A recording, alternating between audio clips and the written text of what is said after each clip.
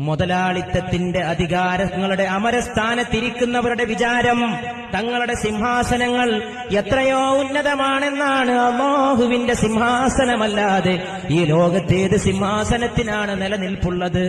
ഈ പാഠം നിങ്ങൾ പഠിച്ചോ? പാവം മനുഷ്യരെ മാനം കെടുത്തുന്നവരാരോ അവരൊക്കെ മാനം കെടേണ്ടവരാണ്.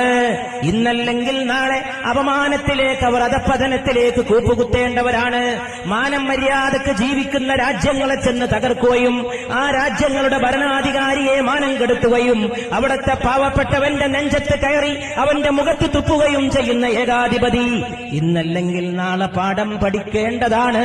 അത് ഫിർഔന്റെ പാഠമാണ്, അത് ഖാറൂന്റെ പാഠമാണ്, അത് ഹാമാനെ കണ്ട, നമ്രൂദിനെ കണ്ട, ഫിർഔനെ കണ്ട, അബൂജഹലിനെ, ഉത്ബത്തിനെ, ശൈബത്തിനെ, എത്രയെത്ര അധികാരികൾ, എത്രയെത്ര ഉന്നതന്മാരെന്ന് അവകാശപ്പെട്ടവർ എല്ലാവരും നിലകൊണ്ട ഈ ഭൂമി ഒരേകാധിപതിക്ക് വേണ്ടിയും ആകാശം പിന്നെ കരഞ്ഞിട്ടില്ല. പക്ഷേ പഠിക്കേണ്ട പാഠം എല്ലാവർക്കും പഠിക്കാനൊരവസരമാണ്.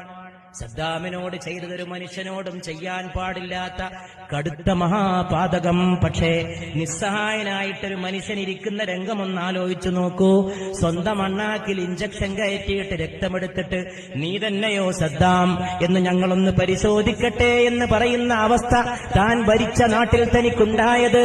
എത്ര പെട്ടെന്നാണ് രാവ് പകലാകുന്നത്, എത്ര പെട്ടെന്നാണ് പകല് രാവാകുന്നത്. അല്ലാഹുവിന്റെ ആധിപത്യമാണ്. അങ്ങനെ ഈ ലോകത്ത് മർദ്ദിതരും പാവപ്പെട്ടവരും കഷ്ടപ്പെടുമ്പോൾ മർദ്ദിതർക്ക് നീതി കൊടുക്കുന്ന ഒരു തമ്പുരാൻ. ഇന്നല്ലെങ്കിൽ നാളെ ഒരു നീതി ഈ ലോകത്ത് നിർവഹിക്കപ്പെടും.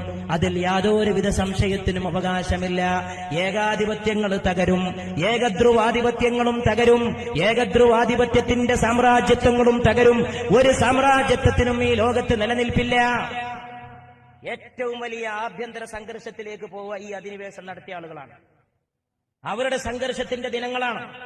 എന്തുകൊണ്ടെന്നാൽ അവർ മാനം മര്യാദക്ക് ജീവിക്കുന്നവന്റെ നെഞ്ചത്ത് ചവിട്ടിയവരാണ്. മനുഷ്യനെ അപമാനിച്ചവരൊന്നും ഈ ലോകത്ത് വിജയം കണ്ടിട്ടില്ല. എന്തുകൊണ്ടെന്നാൽ മനുഷ്യനെ അല്ലാഹു ബഹുമാനിച്ചതാണ്. ലഖദ് കറംനാ ബനീ ആദം, മനുഷ്യ സന്തതികളെ നാം ബഹുമാനിച്ചിരിക്കുന്നു.